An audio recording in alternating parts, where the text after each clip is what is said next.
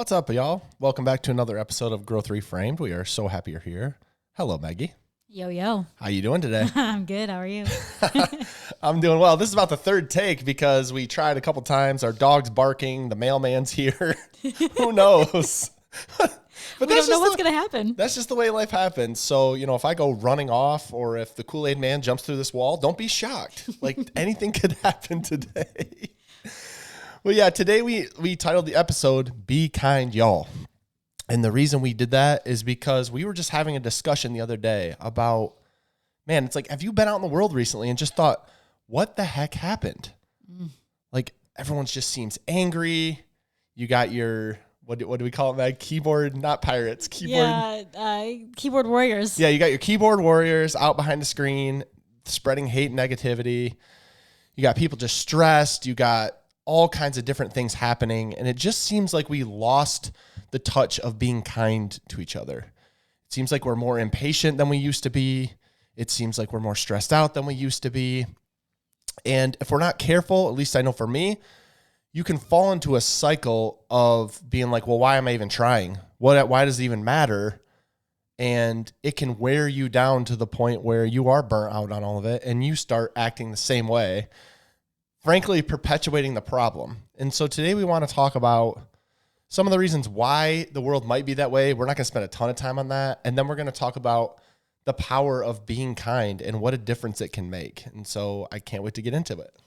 Yeah, what happened was the other day I was looking at a note from somebody that we work with, and they were talking about how someone came in and was just basically for no reason, they laughed in their face and were just totally rude. And like I was telling you, B, I mean, I get it if there's some sort of like problem that you're encountering when you're, being a patron somewhere, or if there's some sort of issue when you have a medical thing, or when you're at a restaurant, or there's money that you didn't expect to be owed and now you owe it, or any of those things. Like, I can sort of understand the anger and frustration in those moments, but I've noticed that more and more we're experiencing in our real lives, there are people that are just angry and so mean and so hateful for actually no reason. Like, there's nothing even that perpetuated it. They're just mean to be mean, it seems like. And so I was just like, it'd be so much happier. It'd be such a better place. We'd be so much less stressed if people didn't walk around so angry and mad and just like spreading their virus, essentially, all throughout to everyone, people that don't even deserve it, people that know nothing about their life, have nothing to do with their issues. There's not even like an issue with that restaurant, that doctor's office, that wherever you are, and they're just mean and hateful. And that's kind of where this episode came from, is like, we could just do so much better. And just because the person treated you like that does not mean that you have to turn around and then treat the next person like that. You can be better. Yeah. And I mean, even if it was a bad experience, if I've had bad experiences, have I handled them all great? No. But it's really just having, like, where did grace go? Where did, like, having a little bit of grace? Like, do you remember starting a job at a fast food place? Do you remember, like, being in a coffee shop and getting something wrong? No, you're 100% perfect all the time. And it's funny, as me and Meg were talking, like you said, it's like a virus. And it's funny you say that because, like, I literally think a lot of it happened with COVID and all the division that was being promoted with COVID. That's one of the reasons. Because, y'all, we got to be honest, like, we're in a social media world where we're looking at everything and we're spread with negativity all over the place. We're comparing to other people. We have the keyboard warriors out there, emboldened by the fact that they're sitting behind a screen, spreading hate. We get it too. In their mom's basement, just saying. I always say, that's my joke. They're in their mom's basement. I'm sorry if you live in your mom's basement. We love you. But they're in their mom's basement. They're hating on us. Trust me, y'all, we get hate just like everyone else. It does happen. And it's really for no reason. Like, we're trying to spread a positive message, but it's going to be met with negativity. But does that mean we stop or not? And these are real discussions we've had. But you have the social media piece. Then you have the political polarization of everything. Like, everything turns political. Like, sporting events are political. And I don't know, a kid's birthday party is probably political. I don't know. We can turn everything into it. And naturally, with all of it, it's just creating a big divide. We seem to be more divided than ever. I always say to other people, like, we're more connected than we've ever been in life, but we're more divided than we've ever been in life. And I think you can sense that. I can feel people, like, kind of shaking their heads out there, just sensing that that's what it feels like. And so, again, I don't want to spend too much time on the negative, because that's not what we're about right now. That's not what we're about today. That's what's happening, and that's what people are bringing into it. Mm-hmm. So then, how do you face a world that's very negative and go forward with a positive mindset. And doesn't even matter if you do that. And I would argue it does. Yeah, it definitely does. I think that so often we, like you said at the beginning of this episode, actually, we feel like, it doesn't matter and there's no impact we can make. And why even try to be happy when everybody else is just going to be negative? And every time you do try, it turns out badly. That's the kind of cycle that we get into. But there are so many opportunities and so many examples out there of when you didn't succumb to it and it ended up really good. And it doesn't mean that you're going to get a great result every time. Of course, you could be positive all you want, and there are still going to be negative people out there. There's still going to be mean and hateful people for actually no reason. But it reflects on them and not you. So you shouldn't change who you are and change who you want to be and change the positive message that you're trying to put out into the world just because you've gotten some negative responses. That's not how it works. You should continue to be that person, to be that light, because you are going to eventually impact somebody. You are going to eventually get that be kind, y'all, spread again to somebody else who might not have been having a good day and who might have been ready to jump and pounce, but you turned them around and you did that. And so they don't have to go hurt somebody else because they got kindness when they didn't deserve it from you. And so now they don't have to feel like they have to go out and be mean for no reason to somebody else. And I just feel like it's just such a cyclic thing. If we could just break that cycle, we would all be in such a better place. We wouldn't have to just be miserable all the time. Yeah, and the reality is, it can break down the barriers. It can bridge the gap in the divide, being contagious. Being kind. I'm about to say, it's contagious, y'all. There's actually scientific facts behind the fact that it's contagious if you're kind. It's actually releasing chemicals into your brain when you're kind, and it spreads to other people. And like you said, Meg, maybe that person that you're talking to left that conversation in a negative way. But what if the next conversation, they were a little bit more aware? And then that next person, they treated with a little bit more kindness.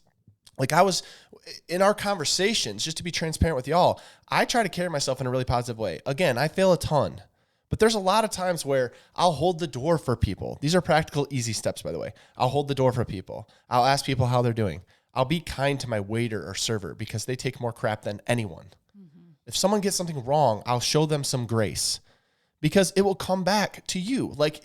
Do you want to live in a world like this, or do you want to live in a world where you're spreading more joy? I would rather be contagious with that because the other thing we're talking about, the virus, that's contagious too. The negativity, the hate, the spewing of all those things. Again, we've fallen into it too because you know what? We're on social media. We're I hate to say we're social media figures, but we are. We're talking heads on the internet, right? And so there's a lot of people that dislike that. There's also 95% of the people that really do like it and respond really well, and we love y'all for it.